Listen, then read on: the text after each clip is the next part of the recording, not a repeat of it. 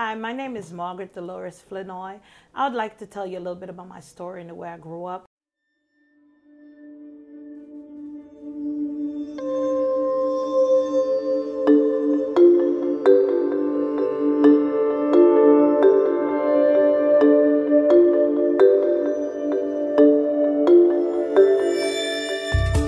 I'm from Belize City, Central America, between Guatemala and Mexico. My parents left me when I was 2 years old. Parents left me with my 4 sisters with my dad's side of the family. My youngest sister was 1 and my oldest sister was 12, so there was 2 in between. We stayed with my dad's side of the family briefly, and when I was about 7 years old, we went to live with my mom's side of the family. My mom requested that we move, which was another part of Belize City. And we went to live with my mom's sister and her family. And that's when life became very rough for us. I can remember my mom used to send like suitcases and barrels of groceries and clothes and different things for us. And we would sit in a circle and our names would be on different things, as well as she would send for my cousins. And we would hear our name, we'd see what my mom would send for us, and we see it then, and we never saw it after that. I remember going to school barefooted because I had no shoes to wear to school, and we had to walk in the rocks and the sand to go to school because my aunt would, whatever she did with the stuff, sometimes my cousin would wear the things my mom would send for us.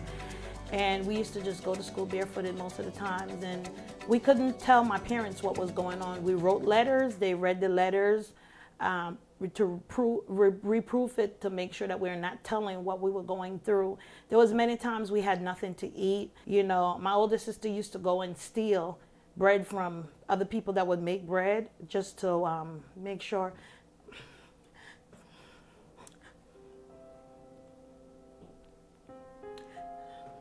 Just to make sure that we would have something to eat.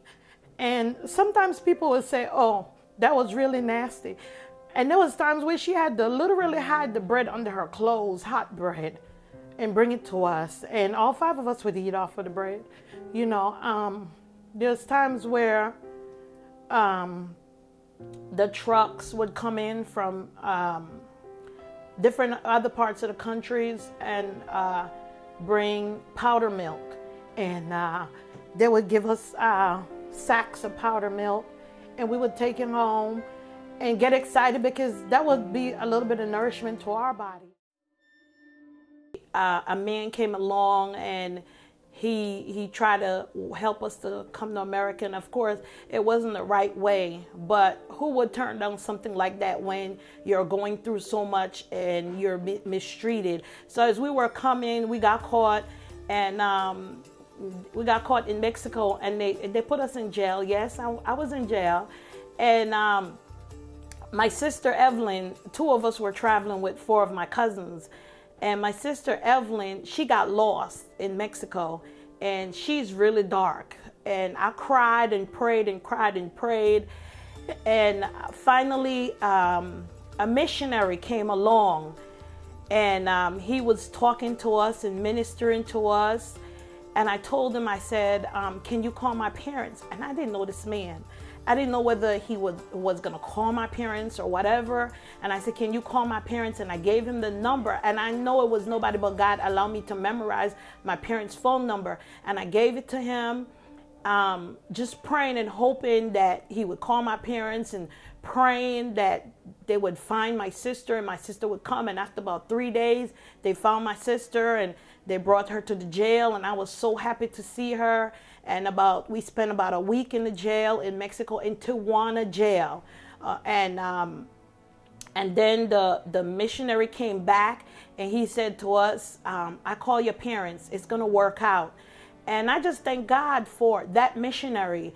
And this is what helping and reaching out is all about. Because if this man was not a missionary, if he was not there to help, God knows where we would be today. My sister, the rest of my sisters, myself, I don't know where we would be today. God started blessing me and opening up doors. I decided to take a little bit of money every winter and make hats. So for the past 3 years, I've been making hats. And this past winter, I called the crisis center and I told them that I have 200 hats that I want to donate to boys and girls and to women and men into the shelter. And the man, he was so excited, and he said, why are you doing this? And I said to him, because I remember when I was there in 2007 and I had nothing, and y'all were able to help me. So now that I have, I want to donate. And he got so excited, and he said, okay, well, come on, we will appreciate it, because there's so many children out there. And again, this is what it's all about. Giving back to the community. And this is something that my tradition that I want to continue to do, and I want my children to continue to do it, to reach back out to those people, because there's always someone out there that's in need. And we never know when we will be in that position where we're going to be in need. So it's best that we reach out and help someone, give someone a helping hand. Like Pastor Stacy said, help a brother, help a sister.